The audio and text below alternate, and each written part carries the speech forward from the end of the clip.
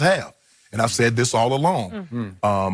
Jerry, Stephen Jones keeps talking about, this Cowboys and discounts. We got to have these guys and for the future. And Dak says, no. Dak says, I played on a discount my rookie year, and my second year, and my third year. I didn't get Jared Goff's money to begin with. I didn't get Carson Wentz's money to begin with. I want to be compensated. And I've heard you say, Jerry, Stephen Jones, that I am a franchise quarterback, and we can win Super Bowls with me. So with that being said, I'm not going to give you a discount. What this also tells me, Skip Bayless, is that the Rams signed their guy because they believe they have their guy. Gave him the money. The Eagles. Every team that believes they have their franchise guy, be it Atlanta, Detroit, Seattle, Green Bay, the Rams, whomever, the Eagles, only the Cowboys. Now, let's see how long the Texans take to sign Deshaun Watson this offseason. We're going to see how long that takes, Skip Bayless. So are you saying Jerry is not sold on Dak? No, I'm saying Dak Prescott is unwilling to give Jerry Jones and Stephen Jones the hometown discount so many other players, the last couple of players that have given him. I believe Todd France is holding firm. We want this guaranteed. We want this long-term. What's the going rate? What is the going rate, Skip? The going rate for a starting quarterback is this. They want that. It seems to me Jerry wants to get a little cushion here, a little cushion there. Nah, I'm not taking a haircut. Reportedly, $30 million is on the table right now. Right. He's like, nah, that ain't the going rate. That was the going rate 2 years ago, a year and a half ago. But you didn't give me that then. So, Skip, also, the franchise tags are out there. But I don't know if Jerry, do you really want to franchise a guy at $28 million? Because at $28 million, Skip, you don't get to prorate that. You don't get to spread that over years. That's $28 million that year. And then if you franchise him again, that's probably going to be what, 34, 35 million. So you paid the guy 60. No. And that will start a very dangerous and bad precedent. I don't know if you want to franchise because, Skip, we saw how that franchise tag worked out for Kirk Cousins. And the thing is that you we're betting that the guy is not what we think he is. We give him the franchise tag, and then he walks. Do you want to be? We see what Washington is. You said you have your quarterback, Jerry and Stephen, you said this. Just go ahead and pay the man. Bite the bullet. Skip, sometimes you go, I had my knee drained last week. He said, hey, grit down, you're going to feel a little prick. Skip, it's going to hurt a little bit. Just grit your teeth and and when you look up, like, ooh. So that's all he took up my account? Oh, he only took, okay. He only took $150 million. So, quick point of order before I unleash on this topic. You said as we went to our last break, go Yankees, because you and LeBron are rooting for the Yankees. Well, LeBron also roots like mad for the Dallas Cowboys, so why don't you root also for the Dallas Cowboys? This is where LeBron and I part ways. Oh. Yeah, we part ways. That's what me and LeBron, we part ways right there. Yeah. Really? That's what friends do. That's it. Because you're just rooting for upheaval here. You just want disaster. You want dissension. You want locker room chaos. You want Dak unhappy because Jerry's unhappy and Dak's unhappier and Jerry's unhappier, right? I just want Dak. You want feud. I want bitterness. I want Dak to get fairly compensated. That's all I want, Skip. I want nothing more, nothing less. Just fair compensation. Sure. So back to Jenny's question. Not only am I surprised he doesn't have a new deal, you shocked. I'd go to shock. Oh, I would go to shock. Because you said you said you'd be shocked if it's not done by opening day. I said that. But I thought it would get done back in the springtime. Yeah. Then I was just sure it would get done before camp opened. And then I thought, well, surely maybe mid-camp. I don't know, after a couple of preseason games.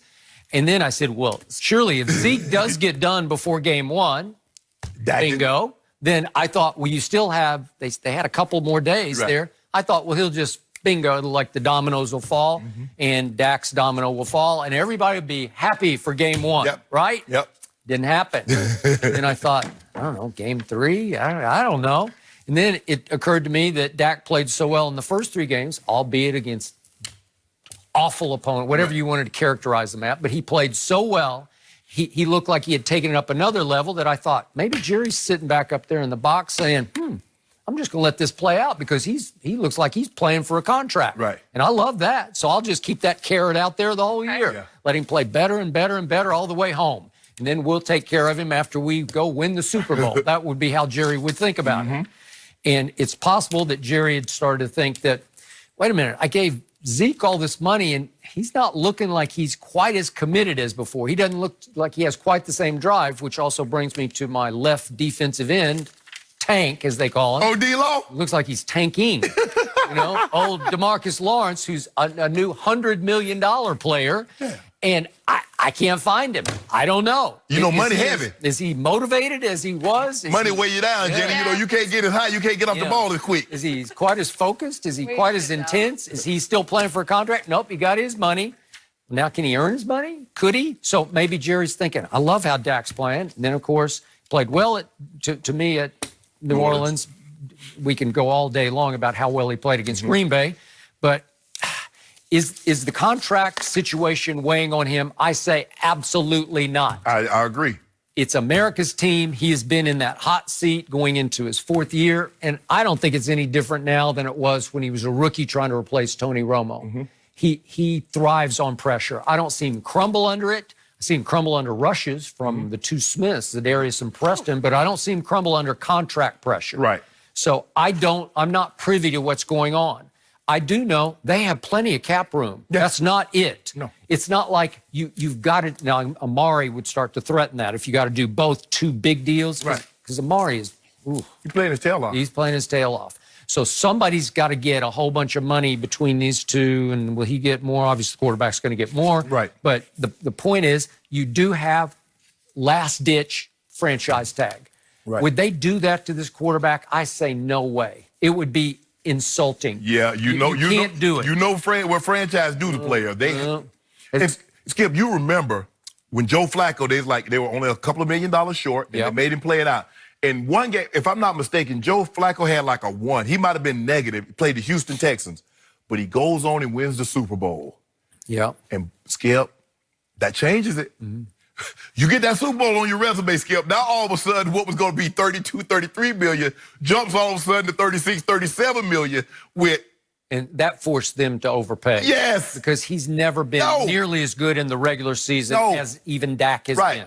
Correct. Not even close. Yes. And when you win a Super Bowl, you overpay for that because the expectation is, okay, he won it at such a young age. Man, he's going to string a lot of these things together. And you overpay. Well, what is overpay?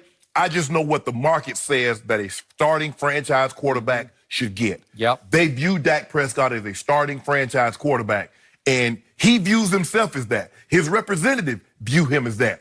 Yep. And I've said this all along. I do not believe Dak will give them a hometown discount. And I believe that's what the holdup is not giving them a hometown discount.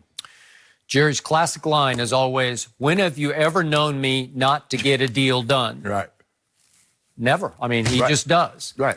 And I told you, he's very good at this. He can win Super Bowls, quote unquote, in his negotiations with his cap management. That's what he's best at. He got the Zeke deal done when it had to get done because obviously he was still in Cabo. He came back and said, in good faith, are we ready to go?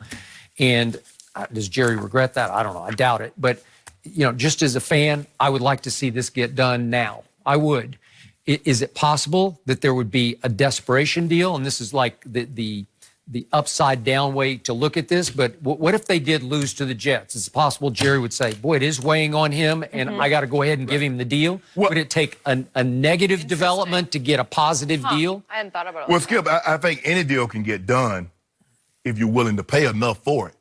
I mean, the highest price ever paid for a painting was the Salvador Mundi. They said MBS bought it, over $400 million. How do you know that? Did you look that up? No, I'm just saying that's what I heard. I heard. Google is your friend? No. I heard, when, quote unquote, So if you want to get a deal, how bad do you want something? You don't own that, do you? Nah. I thought about it, but Are you an art guy? I mean, once it went up like 300 million, I was like, I'm out. Count me Really? out. Yeah. Are you sure you're not just poor mouthing? No, that you got that no. hanging in your living room up there, way up in the hill in Bel Air? I just got a couple of Miles Davis pieces hanging up on Charles Bibbs, but I ain't got nothing like this here, Skip. That's pretty good. Yeah, I got some. I don't some APs. I got some low numbers. Yeah, low numbers thing. I normally try to get 84, whatever it is. I try to hover around that 84. This is symbolic. But Skip, if Jerry can get this deal done right now, Skip. If he goes to Todd, that's Dak's agent, Todd France. What's it going to take? Done. Okay, here's what I don't know and you don't know. What are they holding out for? Is it completely out of line? Is it completely unrealistic? It could be. I believe. So I don't know. Whatever I believe he wants to be the highest paid. Now, Skip, now you know that's only going to last until the next quarterback comes along. It's not going to be like you're going to be the highest paid where you have in your contract, I got to be the highest paid. No, I mean, that's a poison pill. I remember when Steve Hutchinson left Seattle to go to Minnesota.